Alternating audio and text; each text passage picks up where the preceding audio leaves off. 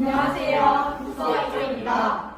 저는 업적 연대기 조사를 맡은 2041상 박예진입니다. 저는 채널리 상소문의 시대배경 조사를 맡은 2034 조승우라 합니다. 저는 채널리 상소문 해석 파트 1을 맡은 2025 저는 채널리 상소문 해석 파트 2를 맡은 2025 김채영입니다. 저는 채널리에 대한 평가 1을 맡은 2031호 수효진입니다. 저는 평가 2를 맡은 0407 박민정입니다. 알려지지 않았던 채말리 이야기에 대해 소개하겠습니다. 채말리의 연대기 업적에 대해서 조사한 것을 이야기해보자면 일본과의 교역에서 규정을 위반하면서까지 일본에게 성류항의 대가를 지나치게 후하게 지급해준 것에 대한 책임 추궁, 상소, 진사시험의 출제에서 시의 출제법이 잘못됨을 지적하였고 채말리의 연대기 중 당시 훈민정음 창제에 반대하여 상소를 올린 집현전 학자들의 대표적이었는데 이에 세종의 노여움을 샀습니다. 상소문에 대한 시대 배경을 얘기하자면 훈민정음의 창제는 유교에 관한 관심의 고조로 인해 국자를 만들 필요성을 느낀 세종에 의해 만들어졌는데 채말리는 훈민정음의 사대를 맺은 중국을 배신하고 스스로 오랑캐의 길을 걷는다고 하였다. 그 이후로 중국은 방언으로 인해 글자가 없는데 여진, 일본, 서와 몽골 등의 그들만의 글자가 있기 때문이다. 오랑캐들은 을 싫어한다는 이유로 자군육진을 예로 들 수 있는데 자군육지이란 계속되는 여진주의 침략을 막기 위해 여진을 정벌한 것이다. 채말리 상소문 해석 파트 1에 대해 이야기해보자면 채말리는 조선이 조정이대로 중국 제도를 따라왔고 업무는 옛것에 어긋나며 오랑캐들만이 각각의 글자를 가지고 있으니 스스로 오랑캐와 같아지는 것과 다름이 없다고 말하였습니다. 그리고 이들은 학문에 이로움이 있으나 업무는 어디에도 없으니 회단에 불과하다고 말하였습니다.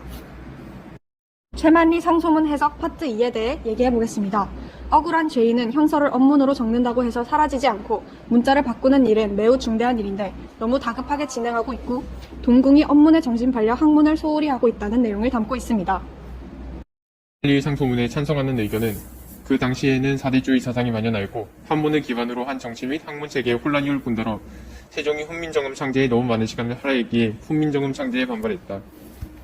채말리의 상소문을 이해할 수 없다는 입장은 일제강점기 한글학자인 김윤경이 훈민정음 창제 목적을 연구하며 채말리 행정과는 별개로 그를 부패한 전응하라고 인신공격을 한 바가 있는데 당시 민족적 자의식을 정립하는 것이 시급한 문제였으나 이를 감안하더라도 그의 주장은 객관성이 부족하고 상당히 감정적이었다고 볼 수 있습니다. 채만리의 상소문을 읽고 채만리는 훈민정음의 창제 의도인 편민을 제대로 고려하지 못했다는 생각이 들었습니다. 그래서 채만리의 상소문에 대해 반대합니다. 또한 이러한 반대 속에서도 한글을 창제해낸 세종대왕님께 존경심이 생겼습니다. 저는 채말리의 의견에 대해 반대합니다.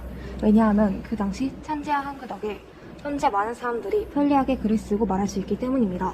그리고 이번 활동을 하면서 우리나라의 역사에 대해 더 자세히 알게 된 것보다 새로우면서도 즐거웠던 것 같습니다. 저는 훈민정음을 만든 것을 반대하는 사람들이 있었다는 것에 놀랐고 반대를 한 것에는 이해가지만 저는 반대를 찬성하지 않습니다. 왜냐하면 훈민정음을 만든 것이 조선 모든 왕들의 업종 중에 1등이라고 생각하기 때문입니다.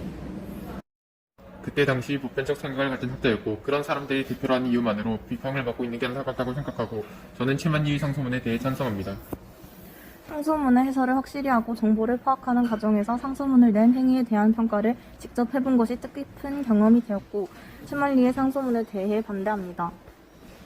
저는 채만리라는 인물에 대해서 알 수 있게 돼서 좋았고 고유의 정신과 얼이 담긴 훈민정음은 꼭 있어야 한다고 생각해서 반대합니다. 지금까지 채만리 상소문에 대해 발표한 독서 2조였습니다.